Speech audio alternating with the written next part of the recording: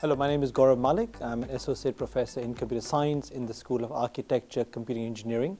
I teach a variety of modules, primarily in the area of cloud computing, and I teach on the undergrad in cybersecurity.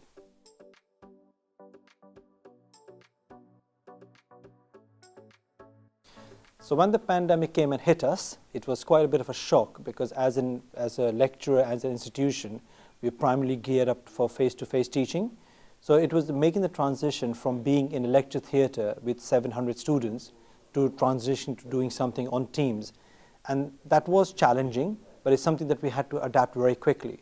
Now it helps that I teach computer science and I'm from a computer science background, and the students that we are teaching are also computer science students as well. So the technology was there, and what we found over the years, over the last year or so, the technology has evolved as well.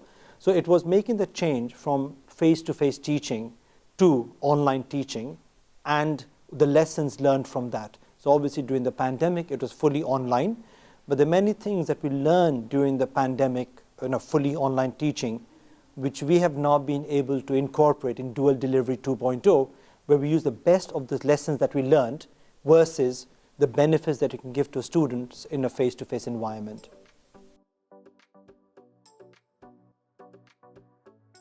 With the Dual Delivery 2.0 that we're doing now, our lectures are recorded, which means that students are able to view them on demand.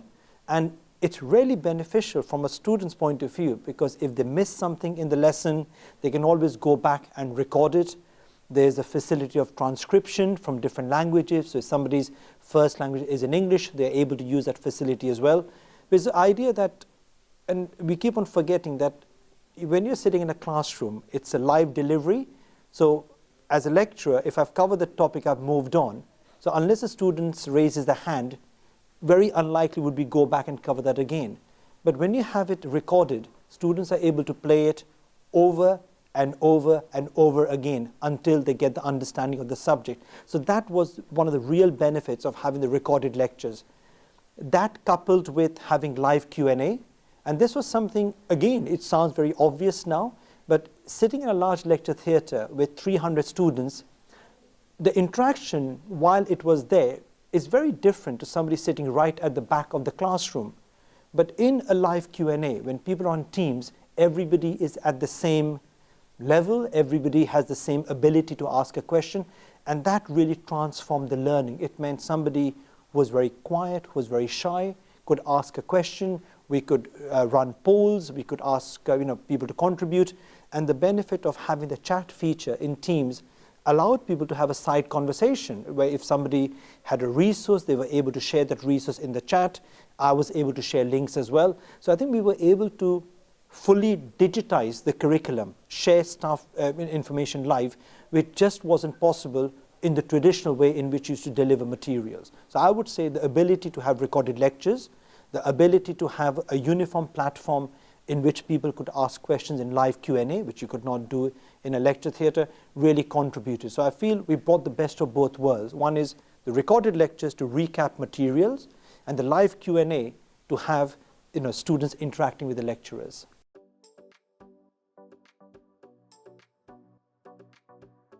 So what I think we had to take a step back and ask ourselves the question, what works face-to-face and what works online? So it was not just repeating what we had done over the last 10, 15 years. So we had to take a step back to say, some things work very well in the online world, and something work very well in the face-to-face world. So a good example of that would be labs. So our labs, they're a bit technical, so sometimes students might get stuck. So that doesn't really work that well in the virtual world when students are asking questions. Now that might be very different for a chalk and talk module, where if you're doing something in a business or management, where you can have that interaction. But for our technical labs, a fully online session didn't work. So what we've done is married the two things together. So we have the live recorded on-demand lectures, which students are able to view whenever they want to. We have the live Q&A that gives the richness, where students can ask questions, they can have discussions on the topic, followed by a face-to-face lab, where students can come and use the labs in the classroom, and they can again ask the lecturer for any question that they may have. Pedagogically, I would say you're using the best, it's horses for courses. So a lecturer standing in front of a group of 20 students helping with the lab really works very well, because you're able to assess the competency, because that is what it's all about. You've got the knowledge which you had in the lecture, you're able to now apply it. And that is what we have in computing, is all about application of the knowledge. Also, it allows students to interact with each other. So if a student is able to do a task, and if somebody sitting next to them is stuck on a task, they're able to interact with them as well. So pedagogically, it's this whole idea of action-based learning, of things driven by competency, which you can do in a classroom, which you cannot do online. And I teach also on a soft skill module where, again, everything being online worked really well. So I would say it is about choosing the right tool for the kind of topic that you're teaching. And again, if it works for a certain kind of module, it does not mean it will work for another module as well.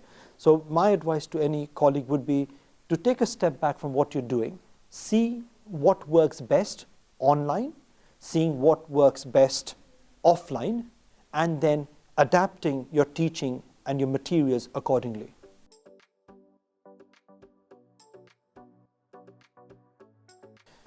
It was a large module, so a lot of the challenges came in the organization of the module.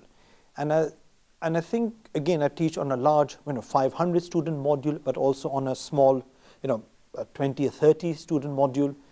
The challenges of a large module delivery are in the delivery, the administration of the module.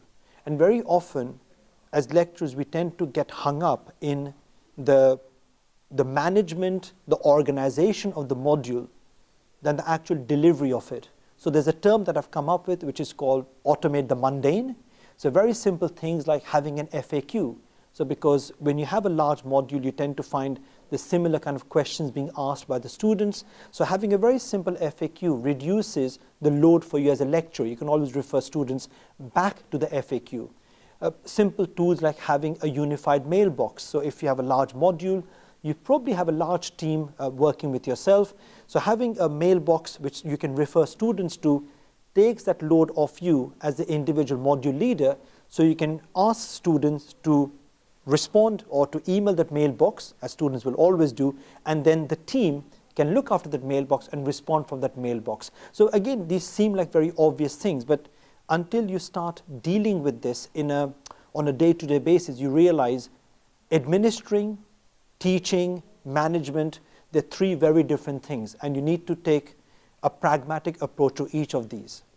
I think students value meeting the lecturers in a smaller environment. They value the face-to-face time that they have. So, and I think we kept that by having the live Q&As. So when we had, we could have just stopped at the lectures and said, look here, these are the recorded lectures, and then we go to the labs. The live Q&A added richness to the module, where it wasn't just a discussion about when is the coursework due in and very pragmatic things like that. It was about, okay, you have seen the lecture, let's have a conversation about what is the material that we covered. Let's have a conversation about the things that you may have adapted and learned from that module itself. And that is what really students benefited from. So they were able to ask those questions in the live Q&A, and they really valued that. Then when it came to the lab, again, for them to work in a small classroom with their individual lecturer really helped. So it was, from a student's point of view, it was the best of both worlds. They had that intimate relationship they had with the lecturer when it came to the live Q&A and the face-to-face labs, but they could also benefit from the frequently asked questions, from the recorded lectures. So the students' experience was very, very positive, and this is something which we are going to carry on evolving, developing as we go on.